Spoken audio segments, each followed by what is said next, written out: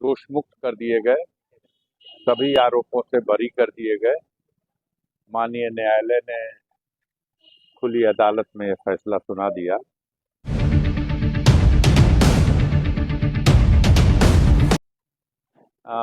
प्रशासन की मिली भगत से एक मुकदमा पंजीकृत करा दिया कि प्रदर्शन या सभा और बंद आयोजन के दौरान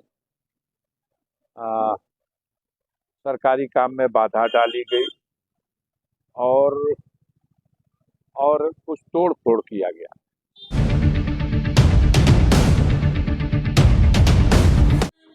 हम आभार प्रकट करते हैं अपने शुभचिंतकों का, चाहने वालों का। कृपा सब मिला करके न्याय की चौखट से आज हम लोग फिर बेदाग साबित हुए।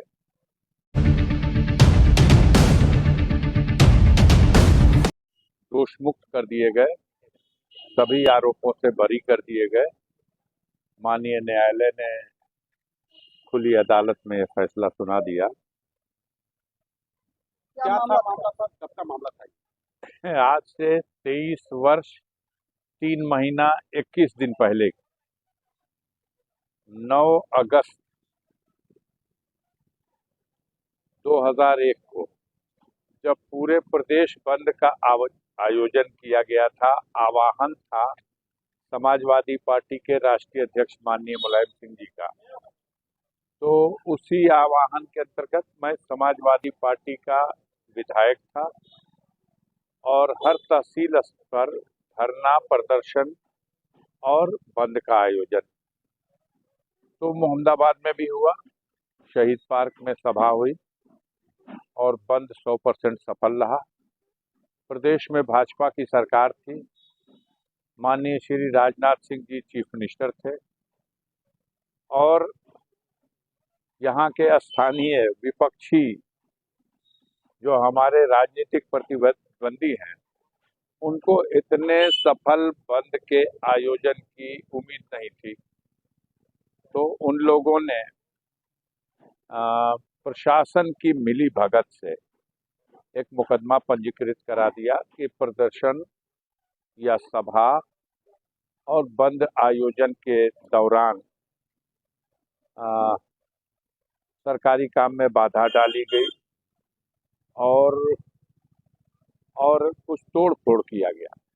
10,000 रुपये की संपत्ति की क्षति का अनुमान लगाकर एक मुकदमा पंजीकृत किया गया। अब इस मुकदमे में विवेचना हुई, चार्जशीट लगी और लगातार ये मुकदमा लंबित होता रहा और आज 23 वर्ष 3 माह 21 दिन के बाद इसका निर्णय आया। हम सबको न्याय मिला, लेकिन न्याय के तलाश में, न्याय की चौखट पर इतनी लंबी लड़ाई में कितनी मोड़ आए हैं, ये बड़ी विचित्र स्थिति है। न्याय तुरंत मिले ऐसा ही उम्मीद हम लोग भी करते हैं किसी को भी, और हम इस न्यायालय के निर्णय का स्वागत करते हैं। हमेशा से हमारी आस्था रही है न्यायपालिका में, भारत की स्वतंत्र न्यायपालिका, इसीलिए सारी दुनिया में अपनी अलग पहचान रखती है। हम आभार प्रकट करते हैं अपने शुभचिंतकों का, चाहने वालों का। कृपा सब मिला करके न्याय की चौखट से आज हम लोग फिर बेदाग साबित हुए। और के मामले को लेकर समाजवादी पार्टी का एक डेलीगेशन गया था, जिला प्रशासन ने रोक दिया।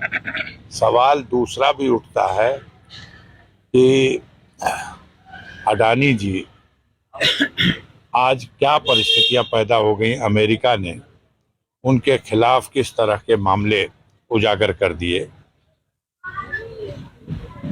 जहां तक संभल की घटना का सवाल है, वो बहुत दुर्भाग्यपूर्ण है, बहुत दुखद है। चूंकि महाराष्ट्र का चुनाव संपन्न हुआ था, उत्तर प्रदेश का चुनाव संपन्न हुआ था और इस चुनाव में जो बड़े पैमाने पे बेईमानी कराई गई प्रशासनिक मशीनरी को और चुनाव आयोग की मिलीभगत से, उस पर पूरे प्रदेश की जनता में एक चिंता और एक चर्चा प्रारंभ हुई थी। संभल की घटना,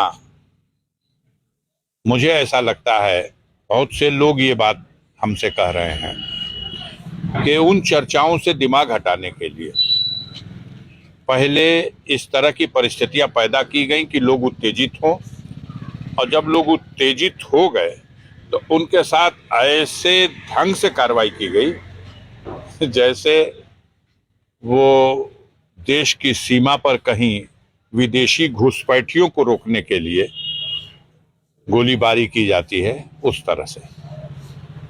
तो ये देखने में आ रहा है, पिछले दिनों तो चुनाव में जब मतदाताओं को भी, महिला मतदाताओं को रोकने के लिए पिस्तौल निकाल के दौड़ाया जा रहा था। तो ये सरकार चलाने वाले लोग देश में लोकतंत्र का गला घोंटना चाहते हैं, और इसलिए इस तरह की घटनाओं को अंजाम दिया गया। हम चाहेंगे, हमारी विनती है, हमारा निवेदन है वहाँ के लोगों से कि जिनके घर के लाल इस घटना में मार दिए गए, उनकी तो जान चली गई, और न जाने कितने लोगों की दुकानें जला दी गई, गाड़ियां फूकी गई, सारे तरह का जो तांडव हुआ, और फिर लगातार जारी है।